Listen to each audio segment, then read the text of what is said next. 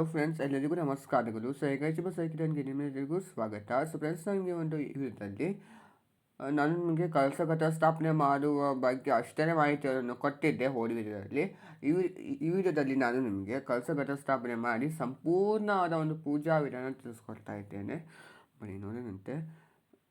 ನಾನು ನಿಮಗೆ ಈಗಾಗಲೇ ಕಲಸ ಸ್ಥಾಪನೆ ಬಗ್ಗೆ ತಿಳಿಸ್ಕೊಟ್ಟಿದ್ದೇನೆ, ಸಂಪೂರ್ಣವಾದ ಒಂದು ವಿಧಾನ. ಆ ವಿಡಿಯೋವನ್ನು ಸಹ ನೀವು ನೋಡಬಹುದು. ಮೊದಲಕ್ಕೆ ಇರುವ ಬಗ್ಗೆ, ಕಾಯಿ ಸಂಕಲ್ಪದ ಬಗ್ಗೆ ಸಹ ತಿಳಿಸ್ಕೊಟ್ಟಿದ್ದೇನೆ. ಕಲಶ ಸ್ಥಾಪನೆ ನಮಗೆ ಬಹುಮುಖ್ಯವಾಗಿರುವಂಥದ್ದು. ಅದರ ಒಂದು ಶುಭ ಮುಹೂರ್ತ ಸಹ ನಾನು ನಿಮಗೆ ಒಂದು ನೆಕ್ಸ್ಟ್ ವಿಡಿಯೋದಲ್ಲಿ ತಿಳಿಸ್ಕೊಡ್ತೀನಿ. ನೀವು ನೋಡ್ತಾ ಇರ್ಬೋದು, ಅಮ್ಮನವರಿಗೆ ನಾನು ಅಲಂಕಾರವನ್ನು ಮಾಡಿದ್ದೇನೆ, ಹೂಗಳಿಂದ ಅಲಂಕಾರವನ್ನು ಮಾಡಿ. ಹಾಗೆ ಮೊದಲನೇ ದಿವಸ ಆಗಿರೋದ್ರಿಂದ ನಾನು ಬಿಲ್ವಪತ್ರೆಯನ್ನು ಸಹ ಇಟ್ಟಿದ್ದೇನೆ. ನೀವು ಪ್ರತಿ ದಿವಸ ಸಹ ಬನ್ನಿಪತ್ರೆಯನ್ನು ಇಟ್ಟು ನೀವು ಪೂಜೆ ಮಾಡುವುದು ತುಂಬ ಒಳ್ಳೆಯದು. 9 ದಿನಗಳ ಕಾಲ. ಹಾಗೆ 10ನೇ ಒಂದು ದಿನದಂದು ಬನ್ನಿಪತ್ರೆಯಿಂದ ಅರ್ಚನೆ ಮಾಡುವಂಥದ್ದು ತುಂಬ ಶ್ರೇಷ್ಠವಾಗಿರುವಂಥದ್ದು ಅಮ್ಮನವರಿಗೆ. ನೀವು ಕಲಶ ಸ್ಥಾಪನೆ ಮಾಡಿ ಪೂಜಾ ವಿಧಾನ ನೋಡಿದಂತೆ ನಾನು ಪುಸ್ತಕಗಳನ್ನು ಸಹ ಅಮ್ಮನವರ ಪಕ್ಕದಲ್ಲೇ ಇಟ್ಟಿದ್ದೇನೆ. ನಾನು ಶ್ರೀ ದುರ್ಗಾ ಸಪ್ತಶತಿ, ದುರ್ಗಾ ಕವಚ ಮತ್ತು ಕೆಲವೊಂದು ಸ್ತೋತ್ರಗಳನ್ನು ಸಹ ಇಟ್ಟಿದ್ದೇನೆ. ಹಾಗೆ ಆಯಾ ದಿನಗಳು, ಆಯಾ ದಿನದ ಒಂದು ದೇವತೆಗಳ ಅಂದರೆ ದೇವರ ಒಂದು ಸ್ತೋತ್ರಗಳು ಹಾಗೆ ಮಂತ್ರಗಳನ್ನು ಸಹ ನಾವು ಹೇಳ್ಕೋಬೇಕಲ್ವ, ಅದಕ್ಕೆ ಸಹ ಆ ಪುಸ್ತಕಗಳನ್ನು ಸಹ ನಾನು ಇಟ್ಟಿದ್ದೇನೆ. ಹಾಗೆ ಕೆಂಪಾರತಿ, ಪ್ರತಿ ದಿವಸ ನೀವು ಕೆಂಪಾರತಿಯನ್ನು ನೀವು ಮಾಡಬೇಕು ರಾತ್ರಿ ಸಮಯದಲ್ಲಿ. ಅದನ್ನು ಸಹ ನೀವು ಪ್ರತಿ ದಿವಸನೇ ಬೆಳಿಗ್ಗೆ ನೀವು ಸಿದ್ಧತೆ ಮಾಡಿ ಇಟ್ಕೊಂಡ್ರೆ ರಾತ್ರಿ ಸಮಯದಲ್ಲಿ ನೀವು ಆರತಿಯನ್ನು ಮಾಡಬಹುದು. ಪೂಜೆ ಹೇಗೆ ಮಾಡಬೇಕಂದ್ರೆ, ನೀವು ನೋಡ್ತಾ ಇರ್ಬೋದು ಅಮ್ಮನವರನ್ನು ನಾನು ಅಲಂಕಾರವನ್ನು ಮಾಡಿದ್ದೇನೆ.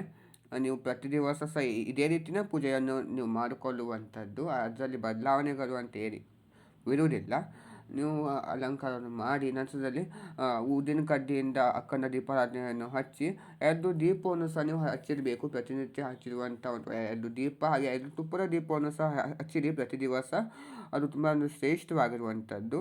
ಹಾಗೆ ನಾನು ನಿಮಗೆ ಪ್ರತಿ ದಿವಸ ಒಂದು ರಂಗೋಲಿ ಅಂತ ಸಹ ತಿಳಿಸ್ಕೊಡ್ತೀನಿ. ಆ ಒಂದು ರಂಗೋಲಿಯನ್ನು ಸಹ ನೀವು ಹಾಕ್ಕೊಂಡು ನೀವು ಪೂಜೆಯನ್ನು ಮಾಡಬೇಕಾಗಿರುತ್ತದೆ. ಹಾಗೆ ಬಣ್ಣಗಳ ಬಗ್ಗೆ ಸಹ ತಿಳಿಸ್ಕೊಡ್ತೀನಿ ಮುಂದಿನ ಒಂದು ವಿಡಿಯೋದಲ್ಲಿ.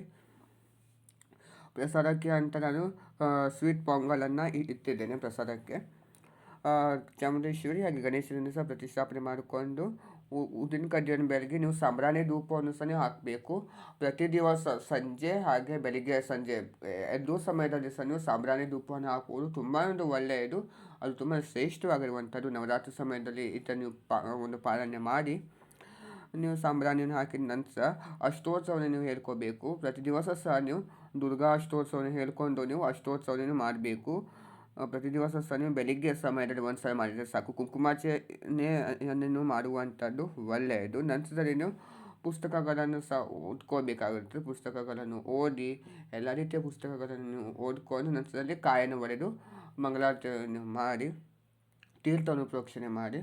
ಹಾಗೆ ನೀವು ಕಾಯನ್ನು ಹೊಡೆಯೋದ್ರ ಬಗ್ಗೆ ನಾನು ನಿಮಗೆ ಮಾಹಿತಿಯನ್ನು ಕೊಡಬೇಕು. ಏನಂದರೆ, ಪ್ರತಿ ದಿವಸ ಸಹ ಬೇಡ, ಮೊದಲನೇ ದಿವಸ, 7ನೇ ದಿವಸ, 9ನೇ ದಿವಸ ಹಾಗೆ 10ನೇ ದಿವಸ ಮಾಡಿದರೆ ಸಾಕು. ಯಾಕಂದರೆ ಮನೆಯಲ್ಲಿ 2-3 ಜನ ಅಷ್ಟೇ ಇರ್ತಾರೆ. ಆ ಕಾಯಿ ವೇಸ್ಟ್ ಆಗಬಾರ್ದಂತ. ಯಾಕಂದರೆ ನಾವು ವೇಸ್ಟ್ ಮಾಡಿದರೆ ಸಹ ನಮಗೆ ಅದು ಪೂಜೆ ಒಂದು ಪ್ರತಿಫಲ ಸಿಗಲ್ಲ. ಆದ್ದರಿಂದ ನೀವು ಅಷ್ಟು ದಿನಗಳು ಮಾಡಿದರೆ ಸಾಕು. ಪ್ರತಿ ದಿವಸ ನೀವು ಸಿಂಪಲಾಗಿ ಪೂಜೆಯನ್ನು ಮಾಡಿಕೊಂಡು ಮೊದಲನೇ ದಿವಸ ಮಾತ್ರ ಕಾಯನ್ನು ಹೊಡೆದು ನೀವು ಪೂಜೆಯನ್ನು ಮಾಡ್ಕೋಬೇಕಾಗುತ್ತದೆ. ಮೊದಲನೇ ದಿವಸ ಅಲ್ವಾ, ಆದ್ದರಿಂದ ನೀವು ಪ್ರಸಾದಕ್ಕೆ ಏನು ಇಟ್ಟಿರ್ತೀರೋ ಪೂಜೆಯಲ್ಲಿ ಆಗಿದ ನಂತರ ಸ್ವಲ್ಪ ಮಟ್ಟಿಗೆ ನೀವು ಅದನ್ನು ಸೇವನೆ ಮಾಡಬಹುದು. ಆದರೆ ಹೊಟ್ಟೆ ತುಂಬುವಷ್ಟು ನೀವು ಅದನ್ನು ಸಹ ನೀವು ತಿನ್ನಲು ಬರುವುದಿಲ್ಲ. ಇಷ್ಟೆಲ್ಲ ಪೂಜೆಯನ್ನು ನೀವು ಬೆಳಿಗ್ಗೆ ಮಾಡಿರ್ತೀರಿ. ರಾತ್ರಿ ಸಮಯದಲ್ಲಿ ಲಲಿತಾ ಸಹಸ್ರನಾಮ ಎಲ್ಲದನ್ನು ಸಹ ಓದಿಕೊಂಡು ರಾತ್ರಿ ಸಮಯದಲ್ಲಿ ನೀವು ಊಟಕ್ಕಿಂತ ಮುಂಚೆ ನೀವು ಕೆಂಪಾರತಿಯನ್ನು ಮಾಡಿ ಅಷ್ಟೇ ಮಾಡಬೇಕು. ಮತ್ತು ಏನನ್ನು ಸಹ ನೀವು ಮಾಡಲು ಹೋಗ್ಬಿಡಿ. ಕೆಂಪಾರತಿಯನ್ನು ಮಾಡಿ ಅವನಿಗೆ ಅಕ್ಷತೆಯನ್ನು ಹಾಕಿ ನಮಸ್ಕಾರ ಮಾಡಿಕೊಂಡು ನೀವು ಊಟವನ್ನು ಮಾಡಬಹುದು ರಾತ್ರಿ ಸಮಯದಲ್ಲಿ. ಇಷ್ಟು ನೀವು ಪೂಜೆಯನ್ನು ಮಾಡಿಕೊಳ್ಳಬೇಕಾಗಿರುವಂಥದ್ದು ಪ್ರತಿ ದಿವಸ ಸಹ. ಹಾಗೆ ಕೆಲವರು ಗೊಂಬೆಗಳು ಸಹ ಇಟ್ಟು ನೀವು ಪೂಜೆಯನ್ನು ಮಾಡ್ತಾರೆ ಕೆಲವರು. ಅಂತಹ ಸಂದರ್ಭದಲ್ಲಿ ನೀವು ಗೊಂಬೆಗಳ ಹತ್ತಿರ ಸ್ವಲ್ಪ ಮಟ್ಟಿಗೆ ಏನಾದರೂ ನೀವು ಪ್ರಸಾದವನ್ನು ಇಟ್ಟು ಆಯಾ ದಿವಸ ಒಂದು ಪ್ರಸಾದವನ್ನು ಇಟ್ಟು ತಾಂಬೂಲವನ್ನು ಇಟ್ಟು ನೀವು ಪೂಜೆಯನ್ನು ಮಾಡ್ಕೋಬೇಕಾಗಿರುತ್ತದೆ. ಇದೇ ರೀತಿ ನೀವು ಮಾಡ್ಕೊಳ್ಳಿ. ಆದರೆ ನೀವು ಎಲ್ಲಿ ಘಟಸ್ಥಾಪನೆ ಮಾಡಿರ್ತೀರೋ ರಾತ್ರಿ ಸಮಯದಲ್ಲಿ ಮಾತ್ರ ಕೆಂಪಾರತಿ ಮಾಡೋದನ್ನು ನೀವು ಮರೆಯಬೇಡಿ. ನೋಡಲ್ಲ ಫ್ರೆಂಡ್ಸ್, ನಾನು ನಿಮಗೆ ಇವತ್ತಿನ ಈ ವಿಡಿಯೋದಲ್ಲಿ ನವರಾತ್ರಿಯ ಸಂಪೂರ್ಣವಾದ ಒಂದು ಪೂಜಾ ವಿಧಾನ ತಿಳಿಸ್ಕೊಟ್ಟಿದ್ದೇನೆ. ಇದು ನಿಮಗೆ ಇಷ್ಟವಾದಲ್ಲಿ ಲೈಕ್ ಮಾಡಿ, ಶೇರ್ ಮಾಡಿ, ಕಮೆಂಟ್ ಮಾಡಿ. ಹಾಗೆ ಯಾವುದೇ ಕಾರಣಕ್ಕೂ ಪ್ಲೀಸ್ ಫ್ರೆಂಡ್ಸ್, ನನಗೊಂದು ಸಬ್ಸ್ಕ್ರೈಬ್ ಮಾಡೋದನ್ನು ಮರೆಯಬೇಡಿ. Thank you.